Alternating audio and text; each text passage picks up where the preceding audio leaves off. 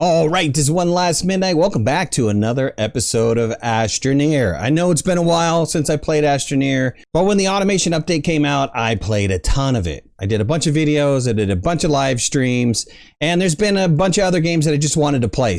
But the exciting news is that the automation, I don't know if you want to call it part 2 or just 2, is actually coming out very soon. And there's been a lot of news on live stream that Joe's done over the last couple weeks. And so I thought I'd break it all down for you before we get back into another round of Astroneer. And look, and I was eating grapes while I was setting up the recording, and I thought I'd show them to you. Here you go. That's a grape. That's a grape with a green screen associated to it. Don't you love this? Isn't this awesome? I thought this was cool. Okay, so let's get into it, because I'm sure the first thing that you want to know is when is the automation 2 coming out for Astroneer? Now, if everything goes according to plan, it's supposed to be coming out on August 18th. That's this coming Tuesday. Now, that's if they find no major showstoppers or anything that would stop the process from going through. And I'm also making the assumption that it is for all platforms on the same day, but I don't know for a fact, and neither did Joe say. So what can we expect in the new update? Well, some of the major things that's been shown off throughout, this last couple weeks, and they've been leaks that have been trickled out, have been the new sensors and repeaters. That you've got the delay repeater, and then you've got the, repeat counter repeater that are coming out. Now, that was shown weeks ago. But then also on top of that, there is going to be a new power sensor that is also coming out. And think of it more as a bit operator, an on-off kind of switch for power. And you could also marry them up with several other of the sensors to give some sort of indicator of, what you want to do with this particular building if you want to turn on and off the power, so on and so forth. Like, let's say you fill up the storage and I want to flip the power off for like the chem lab or something like that. Other items that are coming out are, there's this concept of what they call a sensor arch. We have storage rings right now. And supposedly, at least what Joe said, is that these sensor arches are going to actually replace the storage rings.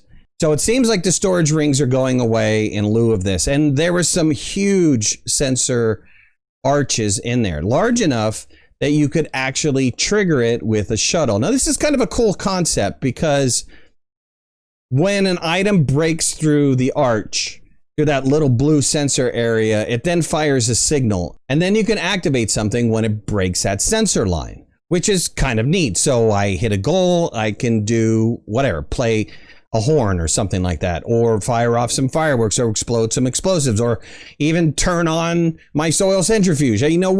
Whatever you want to do with it, you can do with it. And it's got a nice little pin like the button sensors do, and the power sensor, storage sensor, all those sensors, so that you can actually chain several different items together to start some sort of process if you wanted to start a process. The other big reveal was this concept that they have is this large active storage, which there is a down position and an up position for this storage that can be activated via some sort of button repeater or some sort of event that would fire an activation signal. And then on top of that, each one of those individual slots also has an area where you can hook up a sensor to. So you can turn on these, whatever goes in these slots individually. Let's say a light, for example, or maybe a generator, or, any single slot item you can actually activate. So this is great for people who want to do signs or countdown timers or something along those lines. If you don't use it as, some sort of sensor item, it is just another storage unit that you could use to store your items on. The gas canister is also coming out. This is something new. It was leaked a long time ago, a couple weeks ago. That is essentially the equivalent of the medium resource canister, but for gas. So you can hold gases in it. And it holds 160 units inside of that container. So that's a lot of gas that you could store, which is going to be kind of interesting to see exactly what we can do with this.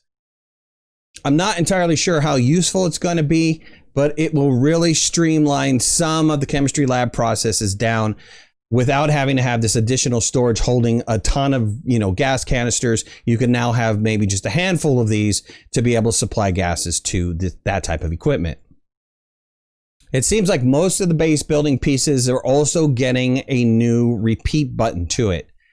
So you'll notice that on the soil centrifuge, the chemistry lab, the large printer, medium printer, small printer, and several other items, that there is now a little repeat button that can be toggled on or off, which tells that base building piece to continue to keep building that specific item. So if I was building hydrazine in the chem lab, if I have that repeat button toggled on, it would just continue to keep producing hydrazine until I no longer have resources to do that anymore.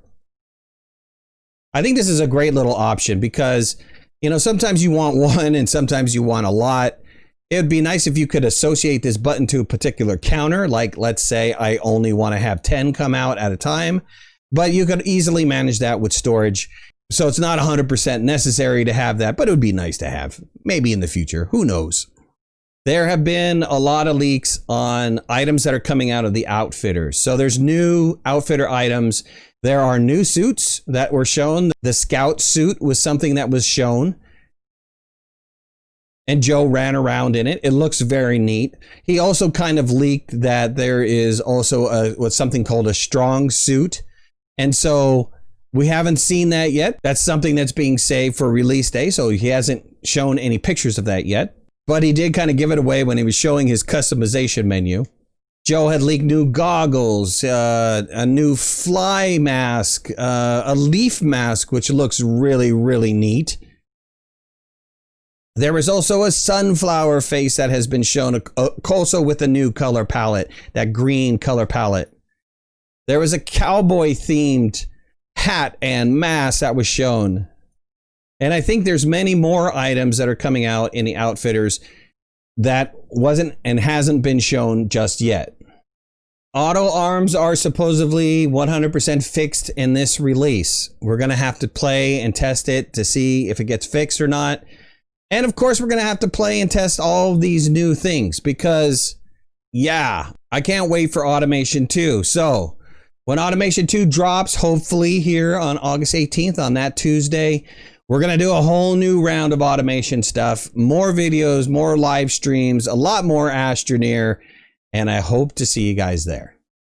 So if you like that video, hit the like button. If you're not a subscriber, please subscribe. We'd love to have you in the community. If you want to follow me on any of my social media, you can find the links in the description below, and make sure to hit that notification bell. That way you know when I go live and when I post new videos. I'll talk to you later. Thanks a lot. Bye-bye.